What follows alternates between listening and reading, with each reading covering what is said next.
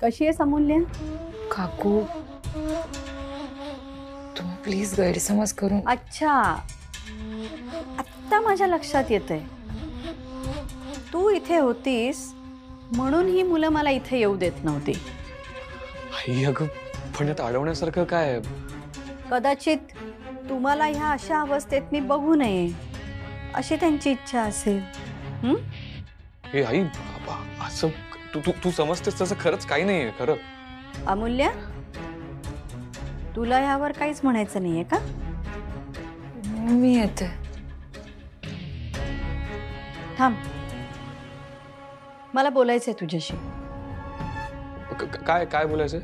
वेदांत, तू जरा खाली जातोस? मला तिच्या एकटीशी बोलायचंय.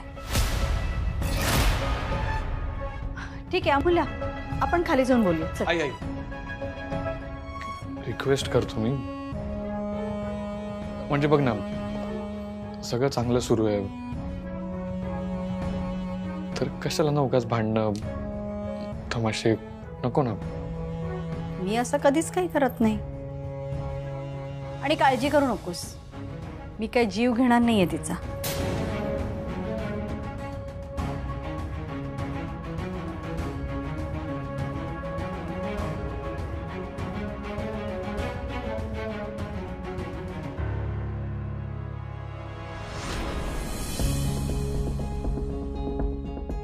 वेदांत, अरे अमूल्य कुठे आहे? आई बोलते तिच्याशी. झाला सत्यानाश, आता नक्की खडाजंगी होणार. हो ना दादा, काय तू कशाला एकटीला सोडून आला अमूल्याला तिच्या बरोबर? अगं आद्या, मी नव्हतो येणार सोडून, पण आई ऐकायलाच तयार नव्हती. एक मिनिट दादा, आई नक्की काय म्हणाली? कशी रिॲक्ट झाली ती? ऑडली ती खूप शांतपणे रिॲक्ट झाली रे. झालं, म्हणजे मी जे म्हणालो होतो तेच होणार. आई आत्ता काही बोलणार नाही, नंतर बॉम्ब टाकणार. खरंच एक गोष्ट कळत नाही, असं काय आहे जे आई वेदांसमोर नाही बोलू शकत? काय माहिती, आईचा ना काही भरोसा नाही. पण दादा, तू का रे अशी माती खाल्लीस? हे तुम्ही जरा शांतपणे माझं ऐकून घेता का? सी, मान्य आहे आई विचित्र वागू शकते आणि मान्य आहे आजकाल ती कुठल्याही टोकाला जाऊ शकते. पण तुम्ही ना या सगळ्यात अमूल्याला अंडर एस्टिमेट करताय. अमूल्य काय लहान नाही आता, आणि तिने याहून वाईट सिच्युएशन्स पण खूप चांगल्या पद्धतीने हँडल केल्यात. अरे पण हे बघ या सगळ्यातून चांगलं होईल, वाईट होईल, आणि वाईट झालं तर किती वाईट होईल हे काही माहित नाहीये मला. पण मला एवढं माहितीये की जे काय होईल ना ते अमूल्य व्यवस्थित मॅनेज करेल. माझा पूर्ण विश्वास आहे अमूल्य.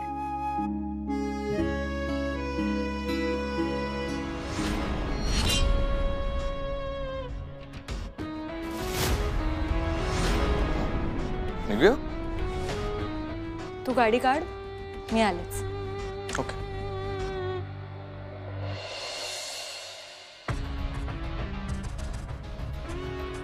बघितलं, सगळं ऐकतो माझं A to Z. आणि सासूबाई, अण्णांचे संस्कार आहेत माझ्यावर, त्यामुळे परत फेड तर होणार. सगळ्या गोष्टींची नीट परत फेड होणार. येत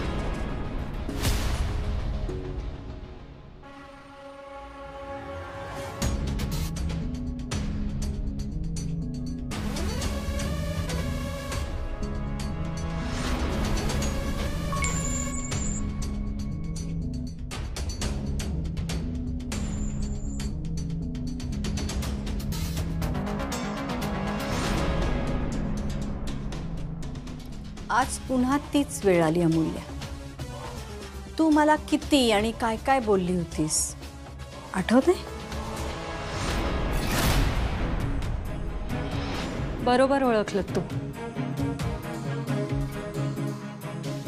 अगदी बरोबर बोललात.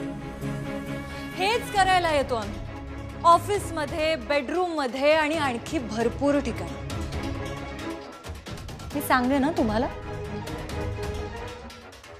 पण मला तुमची कमाल वाटते. अशाच वेळेला बरोबर कशा काय येता हो तुम्ही?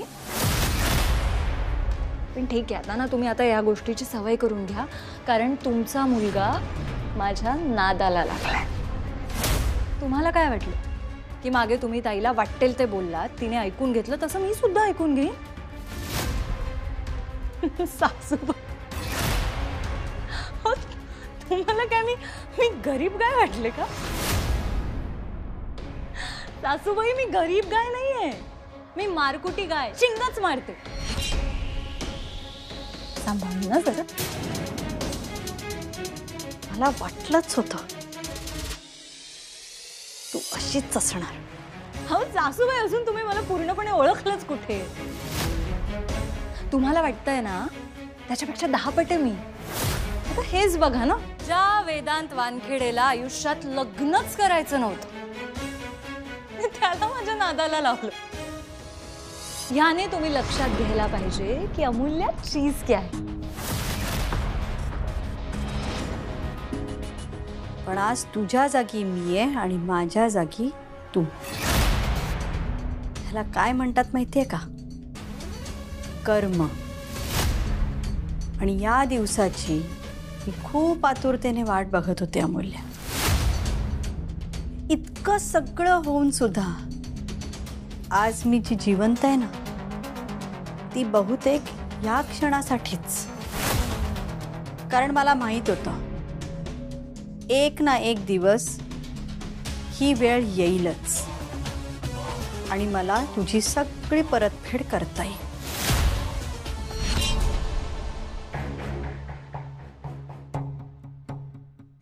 अरे दादा, काय करतोयस? अरे मी बघून येतो ना काय चाललंय वर. अरे आता तूच आम्हाला कॉन्फिडन्स दिलास ना, आणि मग आता तूच असा का डळमळतोयस? हे बघ, तू आता वर गेलास ना तर त्याचा चुकीचा अर्थ निघेल आणि त्याचा अमूल्याला जास्त त्रास होईल.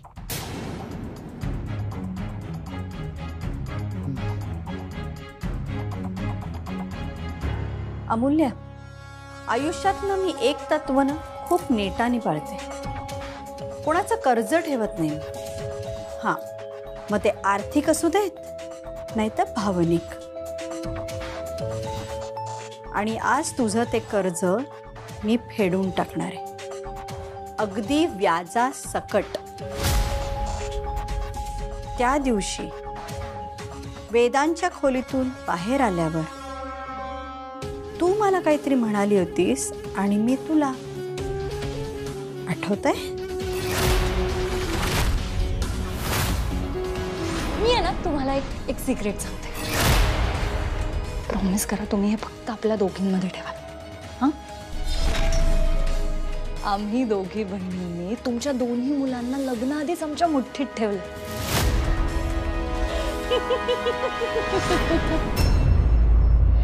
आता तुमची होणारी ही सून तुम्हाला चांगलाच हिसका दाखवणार. होणारी सूनेस, झाली नाहीस अजून. आणि एक गोष्ट लक्षात ठेव, हे लग्न मी होऊच देणार नाही.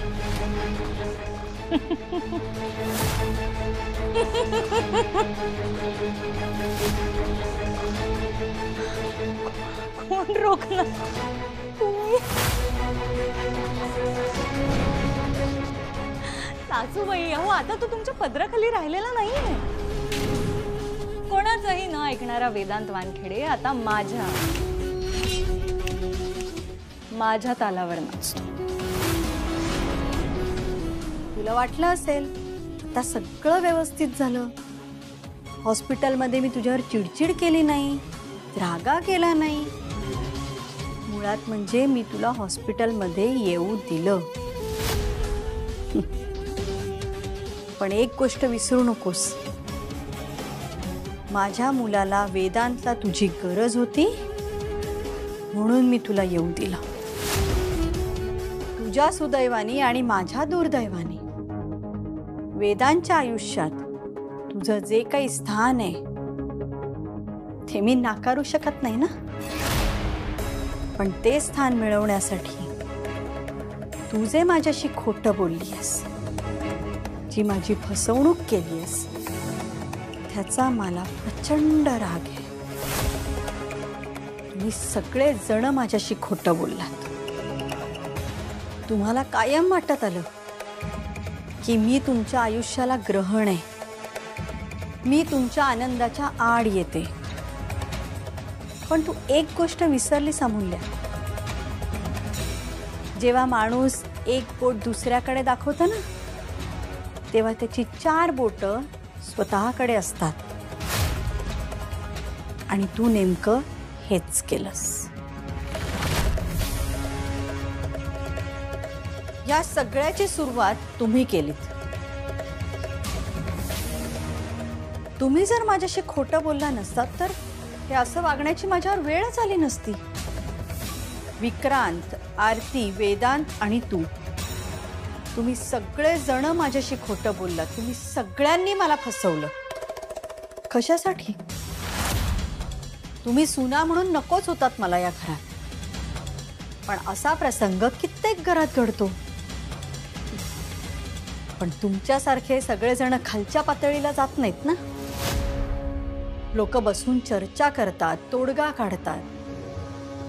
पण आपल्या घरामध्ये सून म्हणून कोण येणार हे ठरवण्याचा आईचा हक्क मान्य करतात. पण तुम्ही स्वतंत्र विचाराचे, आजची पिढी, सुशिक्षित, तुम्ही पहिली पातळी सोडलीत. आणि तुम्ही नेमकं हेच केलं नाहीत. पण वाईट मी ठरले. तुम्ही पहिल्यांदी पातळी सोडलीत आणि दिवसेंदिवस खालच्या पातळीला गेलात. कशासाठी? हां?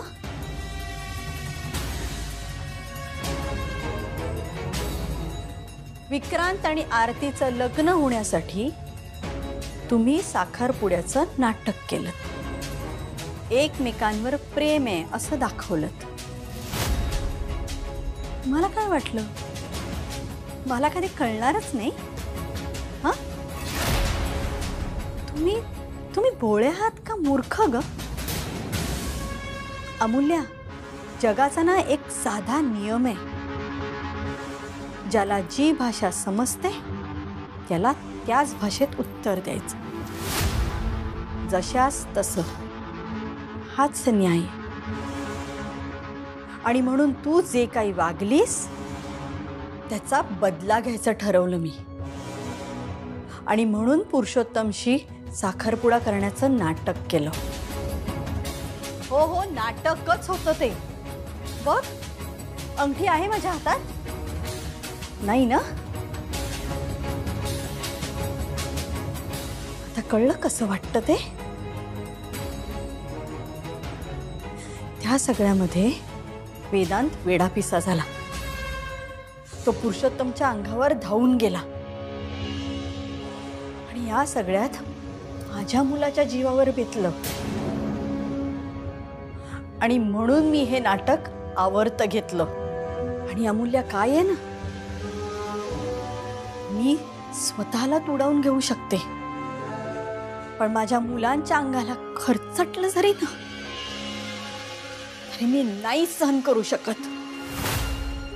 आणि या सगळ्यामध्ये माझ्या मुलाला किंमत मोजावी लागलीये, तुला नाही. तुला काही झालं नाही, मला काही झालं काहीच नाही. पण आज जर वेदांचा जीव गेला असता ना तर त्याला तू जबाबदार असतीस.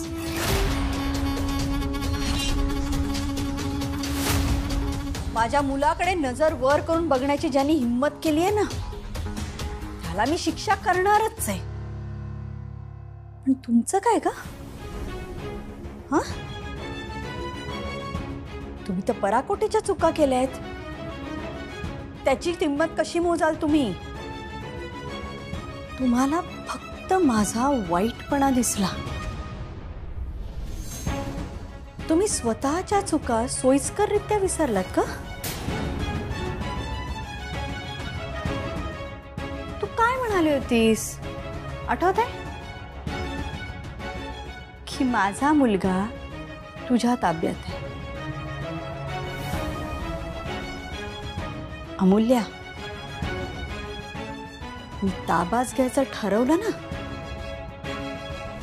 तर तू इथे उभी राहू शकणार नाही एवढी सोय तर मी करू शकते. मी कुठल्याही थराला जाऊ शकते. मग तुमचं लग्न मी होऊ देणारच नाही. आणि आरतीला या घरामध्ये सुद्धा राहू देणार नाही. तुमची सगळी स्वप्न उद्ध्वस्त करू शकते मी. आणि तुम्ही माझं काही वाकडं करू शकणार नाही आणि करू शकत नाही. तुम्ही मला जेवढी दुःख दिली आहेत ना, त्याच्यात दसपट दुःख देऊ शकते मी तुम्हाला. तू काय म्हणाली होतीस? तू माझ्या डोक्यावर मिऱ्या वाटणार हो ना? तू येच ग, तू ये. मला बघायचंच आहे तू माझ्या डोक्यावर कशी मिऱ्या वाटतेस ते. अमूल्या, एक गोष्ट लक्षात ठेव. मी आत्तापर्यंत गप्प बसले ना, ते फक्त माझ्या मुलासाठी. कारण माझ्या मुलाचं सुख माझ्या अहंकारापेक्षा आणि माझ्या संतापापेक्षा माझ्यासाठी खूप मोठं आहे. आणि त्याचं सुख तुझ्याबरोबर राहण्यात आहे, ह्याचाच तू गैरफायदा घेतेस. तेव्हा मी तुला शेवटचं सांगते, माझा अंत बघू नकोस. यापुढे वेदांतला काहीही झालं ना, तर मी तुला सोडणार नाही.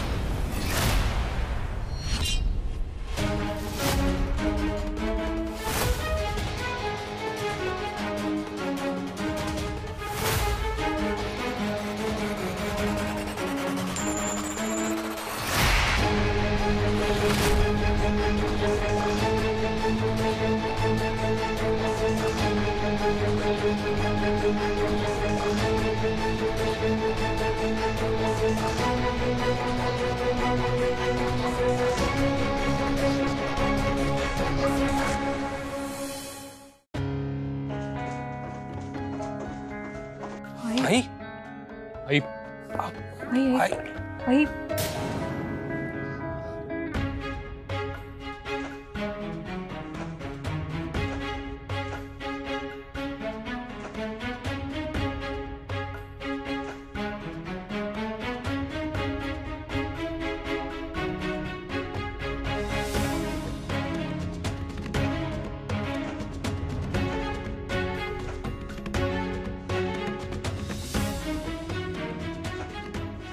काय झालं?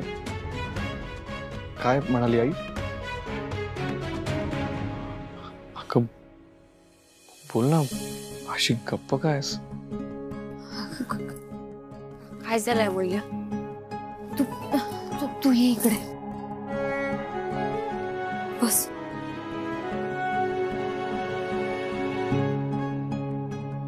सांग आता काय झालं? काय बोलले नव्हते काकू? बोल ना अगं, काय झालंय? अगं तू आम्हाला सांगितलंस तर आपण सगळे मिळून काहीतरी मार्ग काढूयात ना यावर. अँड आय प्रॉमिस, यावेळेस मी अजिबात वाद घालणार नाही. आपण शांतपणे बोलूयात. हा मूल्या, प्लीज सांग ना यार, ते आमचा जीव जायची वेळ आली.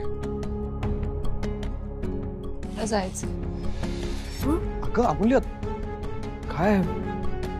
मला घरी जायचं. अमूल्य, का असं करते? सांग ना काय झालंय. अगं आपण सॉर्ट करूयात ना सगळं. बोल ना, काय म्हणाली आई? धन काकूंचं काहीच नाही चुकलं. उलट त्यांनी मला जाणीव करून दिली की आपण सगळे किती चुकलो आणि आपल्या ह्या चुकांमुळे त्या जे काही वागल्या ना, त्याचा नंतर आपल्यालाच कसा त्रास होत गेला. खूप चुकलो आपण. पण थोडं एवढा विश्वास ठेवला असताना तर वेदांत तू आणि विक्रांत त्यांच्यापासून कधी दुरावलाच नसतं.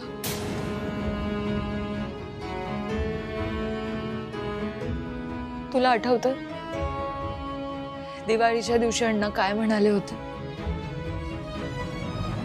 आई आणि मुलाचं नातं ह्या जगातलं सगळ्यात महत्वाचं नातं आहे आणि त्याच्यामध्ये दुसऱ्या कुठल्याच नात्याने आड येता कामा नये.